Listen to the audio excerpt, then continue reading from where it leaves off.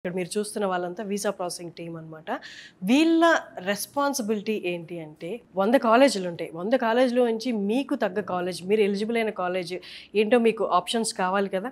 So అదంతా scrutinise చేసి ఒక షార్ట్ లిస్ట్, మీరు ఏ కాలేజెస్కి అప్లై చేసుకోగలరో ఆ లిస్ట్ అయితే వీళ్ళు మీకు ఇస్తారు.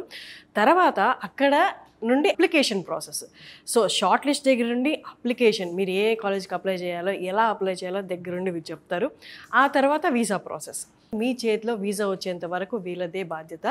అండ్ యూకేకి అయితే 100% వీసా గ్యారంటీడ్ అనమాట, వీసోర్స్ వాళ్ళ తరపు నుండి.